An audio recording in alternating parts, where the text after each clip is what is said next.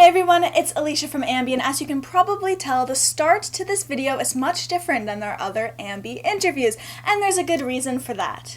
At Vampiro's underground invasion in Toronto at a sold-out Lee's Palace, I had the absolute pleasure of speaking with the legend himself, Vampiro. And while down there, Vampiro had a very cool request for me that I could not say no to, and that was to also interview his daughter, Dasha. Vampiro shares so many intriguing and hilarious stories throughout this video, and it was also very interesting having Dasha right by our side, listening to every word and learning so many new things she never knew about her father. So dive into the interview as I first speak with Vampiro, do the interview with Dasha, and then we get right back to chatting with the legend. Enjoy! Hey everybody, this is Vampiro, and you are watching AMBY. Pay attention and learn some shit that's going to change your life. Hey everyone, it's Alicia from AMBY, and I'm so excited to be sitting beside Vampiro today. Hello. Hi. How are you? I'm fine. How are you? I'm awesome. It's such an exciting day as today you are bringing the stars of Lucha Underground to Toronto for a sold-out show at Lee's Palace. So how are you feeling about tonight? Your accent is freaking me out right now. Why? Is it a combo of something or No, too like, Canadian? Oh, you're Canadian. Big time. It's okay. It's good, you know. I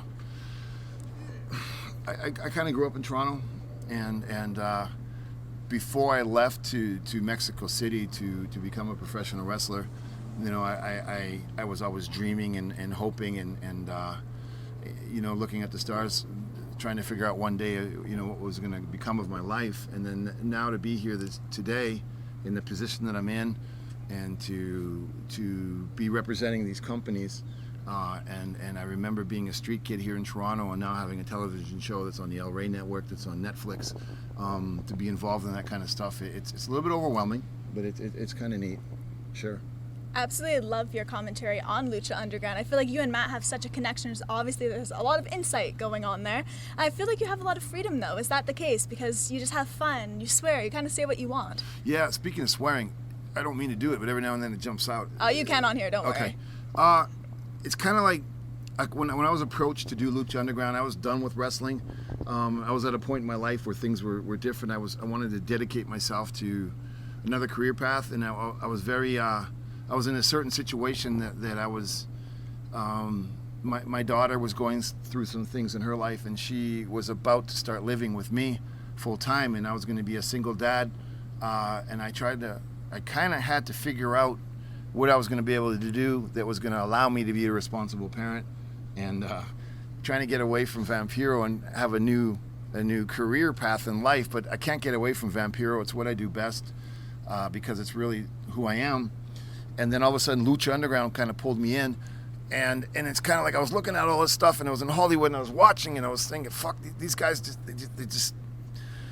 I don't understand it really. And then they put me with Matt Stryker, and it was like, Matt's this guy, he sits and he studies and he writes notes, and I was like, look, man, you just do that, and I'll just do what I do. And what I do is I kind of get the vibe from the people, and that energy pushes me. So he's this textbook guy, and he's saying all kind of stuff, and I'm like, God damn it, you're fucking driving me nuts, Matt.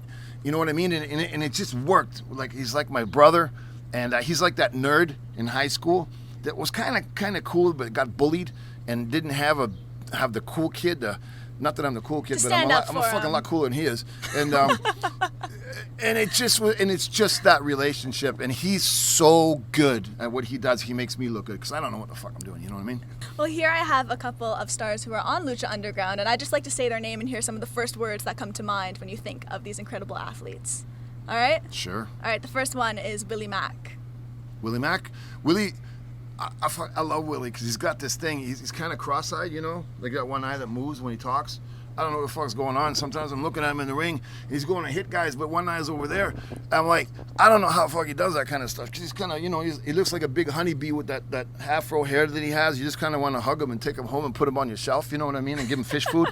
But he'll kick your ass. He's this guy who grew up in the streets of Los Angeles, and I think that Willie Mack, for his size, is probably and if you asked me sincerely, he's probably one of the top 15 performers in sports entertainment in the world right now, for sure, no doubt about it. I love the guy to death.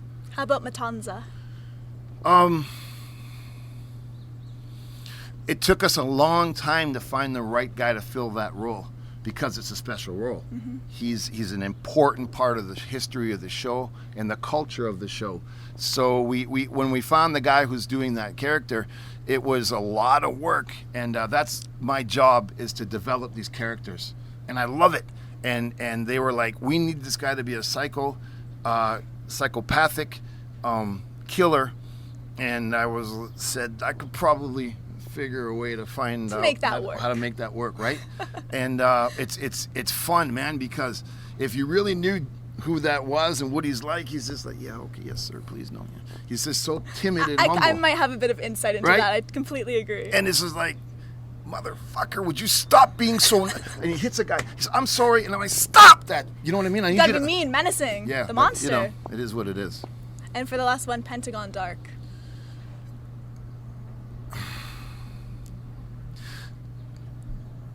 When I was asked, or every time I do these kind of interviews about wrestling and my career and my life, and they say, what was your favorite match, or what's the best thing that ever... And I think the thing that I love most about my career, if you ask me what was a highlight, it was I had the opportunity to take a young man who wasn't on the roster, who wasn't going to be on the roster, that nobody else believed in, and I said that, can I have the opportunity to try to make this character work? And we built the storyline for a whole year, and when it came to an accumulation and it was revealed that I was like his master, and we had that match that everybody says it was a classic, one of the better moments in the last decade or so of storytelling, and I was able to be a part of that. It's a pretty proud moment to see that where he was and where he is now, that he's one of the most popular wrestlers of this era in sports entertainment in the whole world. So to be able to be the person who constructed that is a pretty cool thing. So to see him run with that ball, somebody did that for me when I was younger in my career, and they gave me that opportunity. It's not easy, but it worked, and I think that he's doing a hell of a job with the pressure of being a superstar in pro wrestling. Sure. Obviously, the wrestling part of your life, I personally feel you should be super proud of. I loved watching your matches, but the Thank other you. part is the punk rock aspect. You are a punk rocker, so has that something you have always loved, or did that come a little bit later on for you? I think I never. It's such a. When I grew up in a family that was very poor, and it was just my mom and my sister and myself.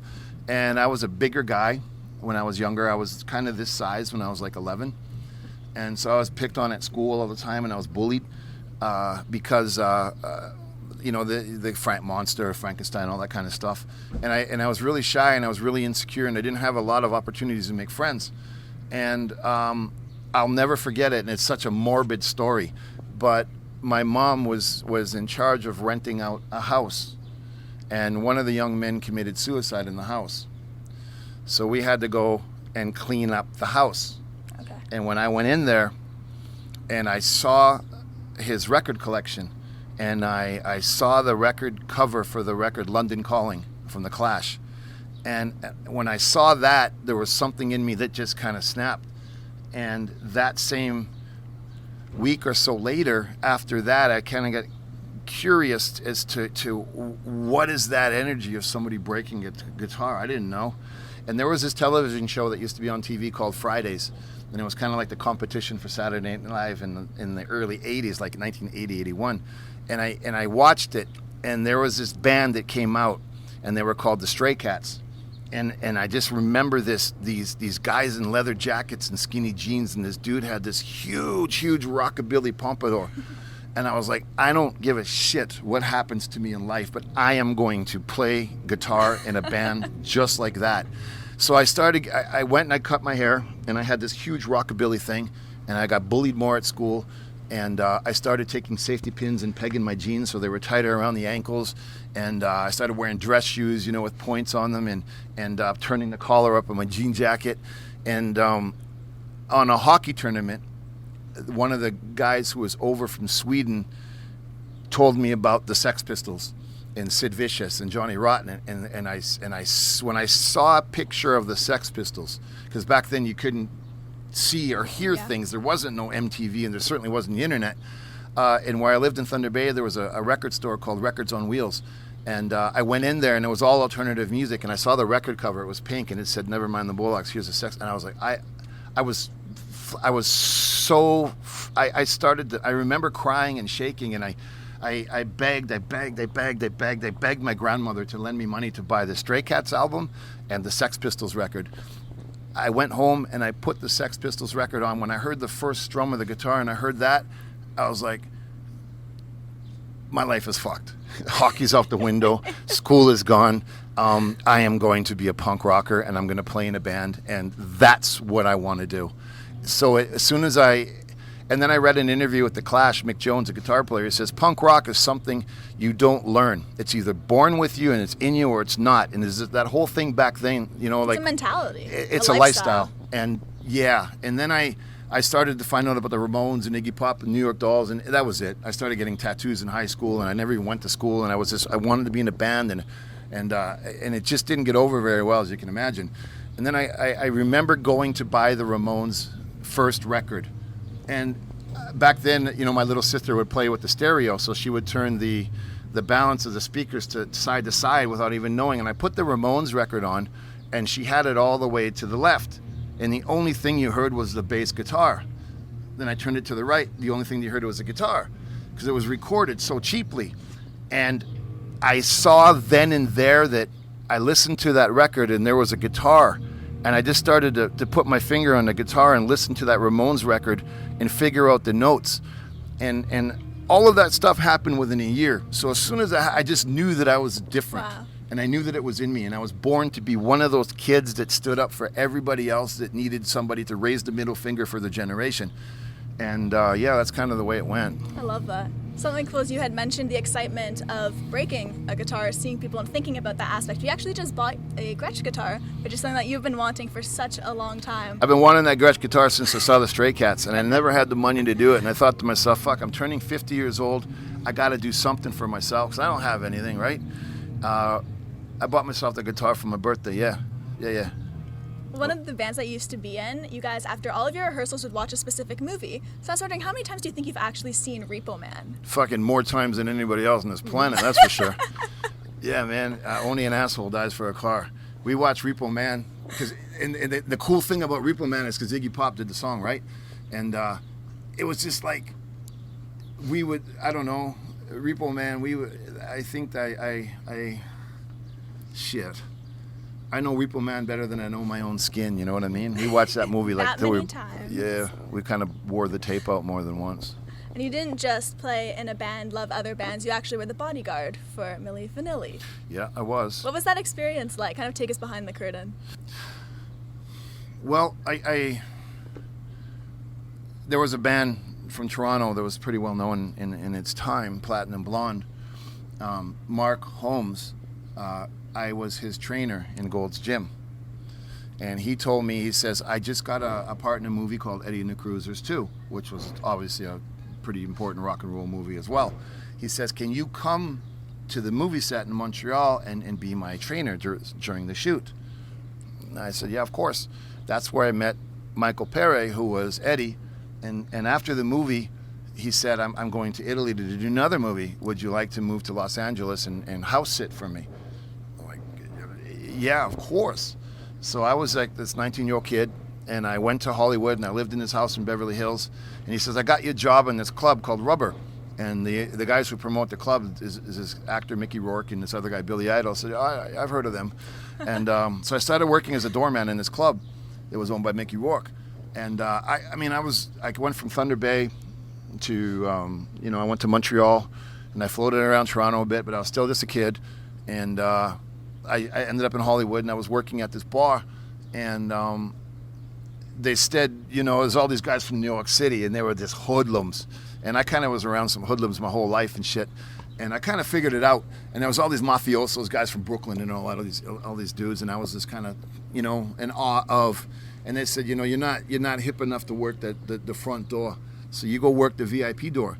And I was like, sure. And that's when you started seeing all these celebrities come in, like Cher would come in, Paul Stanley from Kiss would come in, Bruce Springsteen would come in. Whoever was in LA at that time was going to that club because it was a very hip club. Gina Davis was coming in all the time.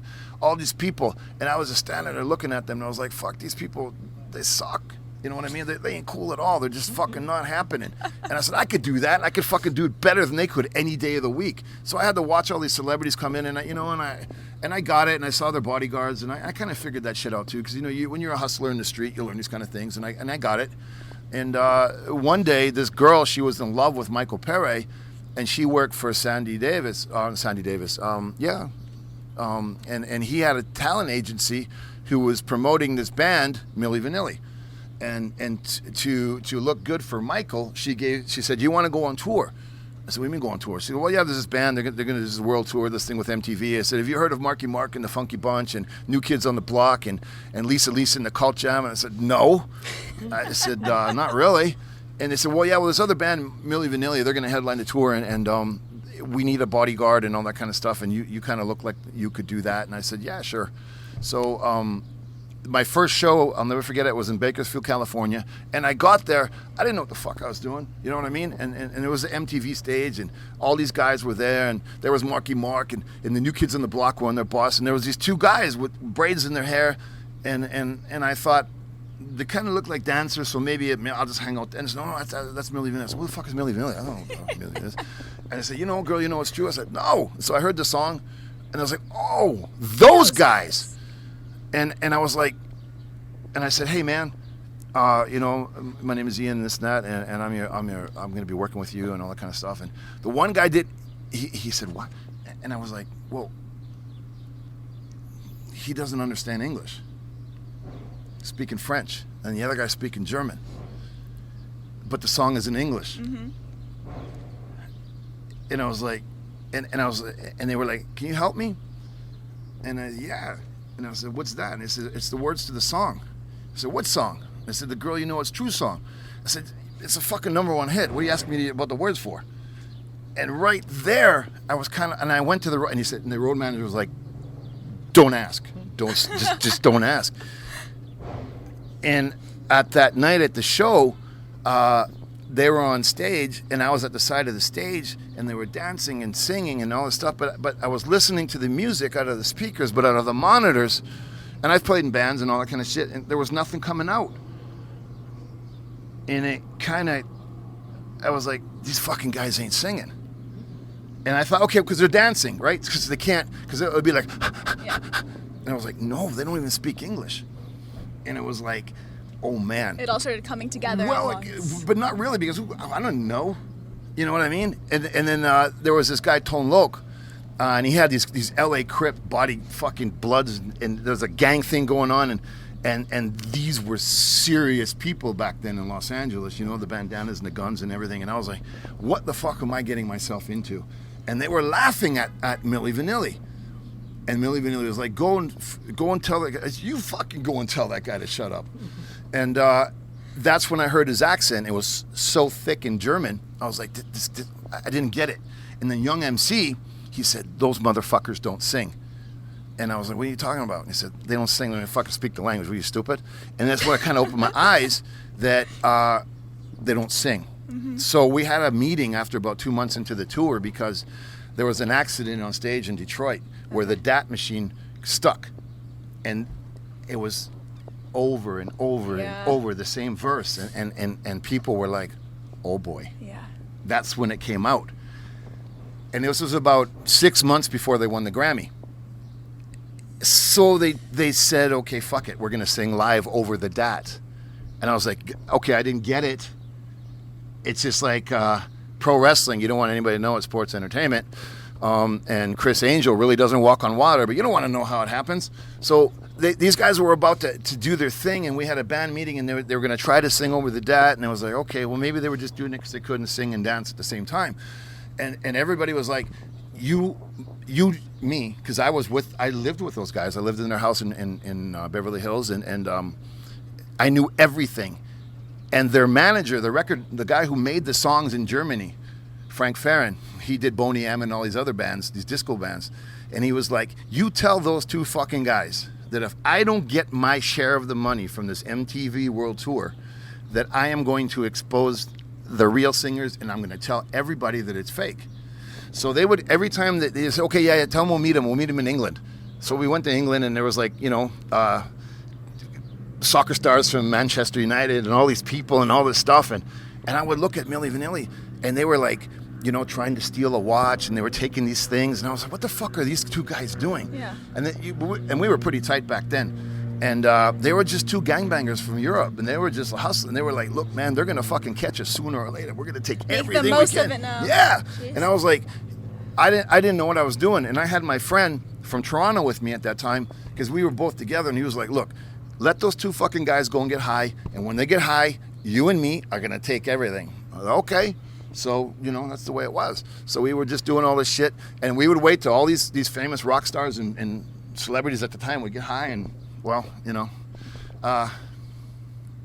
it is what it is. What's the statute of limitations? I don't know. But, you know, things happen, man. And then Frank Farron would come the next day. So he was like, look, this is bullshit, and I'm going to expose these two fucking guys. So we did one last tour of Germany, and they had a sponsorship with Adidas, Milli Vanilli.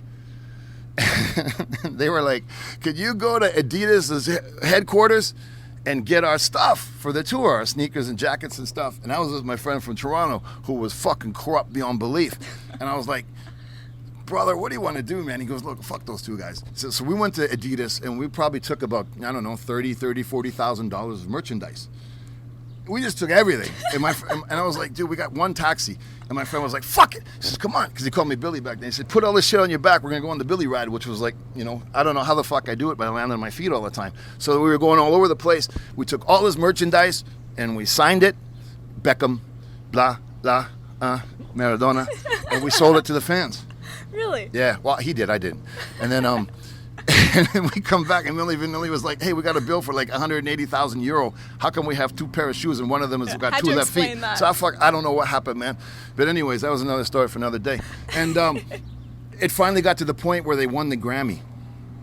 And things were absolutely out of control. And the craziest thing about that day, the Grammy, the producer of the show, is now my boss in Lucha Underground. A little bit of history there. Oh, wow. But we were there, and we were about to do the show, and these two fucking guys were so out of it on drugs that they went on stage, and one guy sung the other guy's parts. Oh, no. Oh, man. That was it. There was no more hiding. You can't return from that. So that moment, Frank Farron came out and said it's a fraud. He presented the real people who sang the Milli Vanilli songs, and that was it. I'm here with Vampiro's daughter, Dasha, and as you know, I've just been speaking with your father, and we discovered quite a few things about him. Just quite a bit. Just a little. So how are you feeling right now about what you just heard? So to be completely honest with you, I had no clue that my dad was that way or that he had such a history in the past. You know, I always figured my dad must be some kind of deal because the way he looks and the way his life has been going, but I never actually had an insight of his life. And now that he's saying all this stuff, I'm just like, what? That's my dad? I'm like, what? You know, I live with a straight guy that's like really, really like on the line with me. And then he's just telling me how he was working at bars and like going in all the stores. I'm just like, what? It's insane. It's just amazing. I don't know. It's kind of cool, to be honest. Do you kind of have a different look at him now? Seeing that he is so strict with you and you're thinking, hey, you weren't strict back then. I honestly do. I have like, I don't know, I always had this image of my dad of being a scary, straight guy. Just, you know, every common, like any person would think that when they see them because he's just kind of intimidating. But now he's actually telling it. I just find it a fun part to my dad, you know? Like he's always really strict with me or really quiet, and now he's just like saying how he was going out and having fun and doing all these things. So like, yeah, it makes it have like a huge like difference, it opens like just up a huge door impact. Almost. Yeah, it's like I feel like I'm like I can be more connected and more of a teenager with him because he's like already been through that and like way more as you can tell, you know. Well, obviously he has a massive love for music and wrestling. So were those things that were passed on to you? Do you also like punk rock? No. I do not like punk rock at all. I think that was more of his generation kind of thing, you know, that's more of my dad. Then there's me, I'm like a complete different person than he is. Okay. And I'm just like a hippie in the house. Okay. And then there's him with his coffins and everywhere in the house. But yeah. How about wrestling? So we were talking about this before the camera started rolling and how we just love seeing the behind the scenes before everything goes down at these events. Well, my dad, I think he's always been a really good wrestler. I think that was his path. I think that's what was meant to be for him, especially since he started like really, really young, and he's come all the way through till this day, still rocking what he does, you know? Like he's still like the number one. He's still out there. People still know him. Of course. They still recognize him in the street. So I think he's pretty awesome, to be honest. I think it's really cool what he's doing, and that he's been able to keep it that way. I think it's like really awesome. Some of these things that your dad was discussing, I was able to find a few of them over the web. So was that something that you'd never ventured into before? No, I have looked into my dad's life. I have read the whole Wikipedia page before, not gonna lie. But, I never actually knew, like, everything he did, you know? I didn't know that he was, like, this little punk kid, or that, like, people keep on showing me pictures, or he keep on saying, like, random, like, stories that I did not know, and that I just can't really imagine my dad onto, you know? It's just a different story seeing a wrestler, and then that wrestler being your parent. It's a huge different perspective of what the person is. Well, I still have a couple more questions for your dad, so Yeah. I know you'll probably be standing over there learning a bit more. So thank you so much for joining me, Dasha. You're welcome. Thank you. It's my pleasure. So as you were just watching behind the camera, I just had a little chat with Dasha, your awesome daughter, and she now has a whole new look on you and your relationship. So how's that kind of make you feel now? I'm not sure. It's like I didn't expect to get very far in life, you know, especially the path I had chosen when I was younger, and some of the things I had to do to get by. Probably were not the safest or the best way to go in life, right? I was very fortunate that my mom raised me the right way. You know, I believe in God a lot. I'm a religious guy, and I knew the criminal element of things was probably not the best decision, right? So I made it out, and one of the things I did when I was at the peak of being Vampiro and my marriage was kind of unraveling, and I had the chance to either go to the WWE or continue touring the world as Vampiro, or try to save my marriage. Not so much because I wanted to save my marriage, but I definitely did not want to have my daughter grow up without a father. And even though my marriage didn't work out, and I went through a really, really hard time trying to make a living, I was there for my daughter every day, and I didn't see her very much. And I wasn't allowed to see her. So one of the things that I did, I joined the Guardian Angels out of New York City. And I joined the Guardian Angels because I'll never forget the day that I saw them on TV on the news when I was in Thunder Bay in 1979. These guys in red berets and these white t-shirts with the logo going down into the subway system of New York City to fight crime with martial arts. I was like, God damn, I want to be a Guardian Angel. Anyways, I joined the Guardian Angels because I thought to myself, you fucked up your whole life. You didn't manage things very well. You know, you had your problems with drugs and alcohol and fame. I think fame is the worst drug there is, because there's not a lot of people who can guide you through that. You need to fall flat on your face to later appreciate what you had.